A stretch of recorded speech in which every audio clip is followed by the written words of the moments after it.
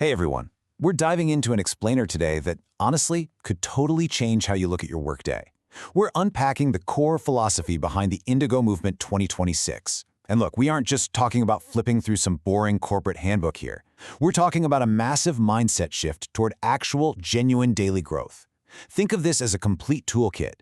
It's designed to completely transform how you view your career, your daily habits, and ultimately, your own potential, just by taking total personal ownership. Okay, let's dive into this and challenge a myth that I think we all fall for sometimes. We all kind of love the idea of overnight success, right? Like a quick fix. But is success really an instant magic trick? Or is it actually a quiet, daily decision?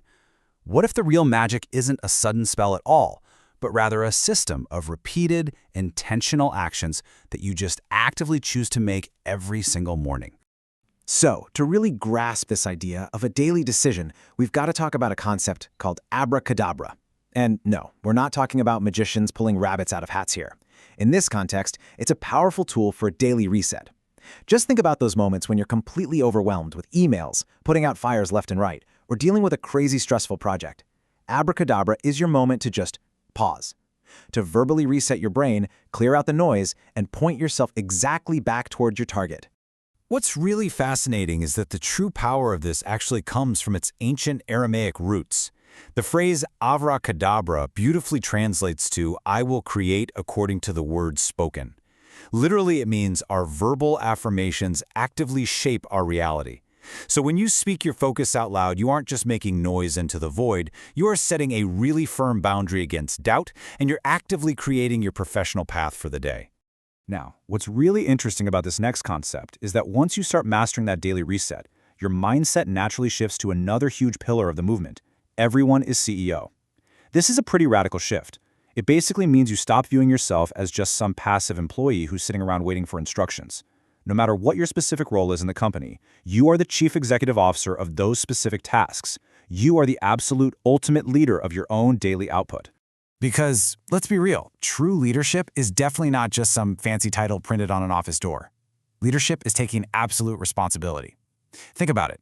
If a team target is missed or a consumer is super frustrated, a true CEO doesn't point fingers. They don't blame other departments, and they don't complain about the economy. They step up. They take complete ownership, and they ask themselves, okay, what can I do to fix this right now? Of course, to actually act like a CEO of your own life, you need a rock-solid, non-negotiable foundation. We break this down into what we call the 3 C's. First up is clarity. This is knowing exactly who you are, what your role demands, and exactly where your career is heading. Second is competence. Now, this isn't just having skills on paper. It's proving those skills to create a real 100% impact for your team. And third is confidence, that inner self-assurance you bring to every single meeting and task because you actually know your true worth. And when you've got those 3 C's locked in, your daily grind totally transforms into what's known as the Minalong Dun Dabayada philosophy, which means help and get paid. You stop just blindly chasing arbitrary targets or rushing people through transactions. Instead, you focus heavily on genuinely caring for your consumers and solving their actual real-world problems. And the beauty of it is, when you genuinely help people, the financial reward just follows organically. It's the ultimate win-win. Let's move along and see how this builds, because this way of working completely redefines wealth. Being truly rich isn't just about a big bank balance. It's really about achieving freedom. But here's the catch. Freedom isn't free. It requires you to be brave enough to make hard choices. And bravery, that means owning the consequences, whether they're good or bad. Navigating those consequences head-on is exactly what triggers your ultimate real-world transformation. Now look, transformation doesn't just happen overnight. Nobody starts out perfect. We all go through stages of development. Literally everyone starts at error, and honestly, that's perfectly okay. Making constant mistakes is exactly how we learn the ropes. Then we level up to average, where we're performing to standard. With a bit more effort, we hit good. And finally, with consistent, brave drive, we reach great. You can't just skip the steps. You just have to commit to being a little bit better today than you were yesterday.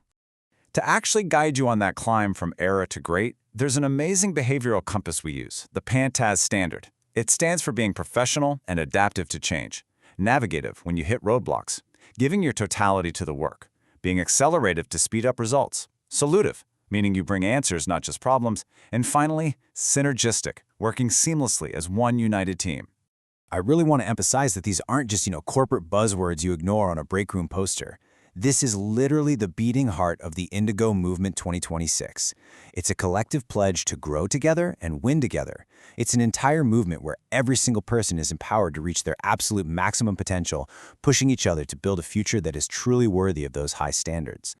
So, the crucial point is, how do we actually anchor all of this into our daily routine? Just remember these 5 core takeaways. Start with the abracadabra reset to keep that CEO mindset sharp. Build up your 3C foundation. Focus on genuinely helping others so you naturally get paid. Bravely embrace your journey of transformation. And let those PANTS values be your compass every single day.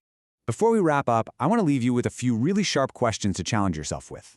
First up, if you truly are the CEO of your own desk, what specific decision are you changing today to improve your workflow? Seriously, stop waiting for someone else to fix the process. What executive choice can you make right now? Next, think about this. When you face a difficult client or a really frustrated colleague later today, check yourself. Are you just trying to get rid of them and check a box? Or are you actually embodying the help and get paid philosophy by genuinely trying to solve their underlying problem?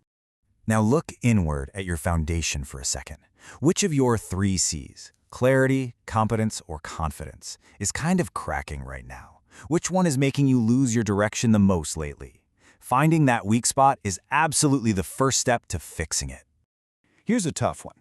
Be totally honest with yourself. Where are you right now on that ladder from error to great? Don't flatter yourself, but hey, don't beat yourself up either. Just pinpoint your exact location. Got it? Okay, now, what specific roadblock is keeping you from climbing higher to the next rung? And finally, look at your actual routine right now. Does your typical Tuesday afternoon actually reflect professionalism, totality, and synergy? Or are you just kind of going through the motions, stuck in a mindless routine without giving your true, total effort? Okay, reflections are powerful, but we absolutely need action. Starting tomorrow morning, I want you to try 3 things. First, before you even step into work, or the exact second you catch yourself overthinking, perform your verbal reset. Physically say abracadabra to yourself and speak your intention and focus out loud.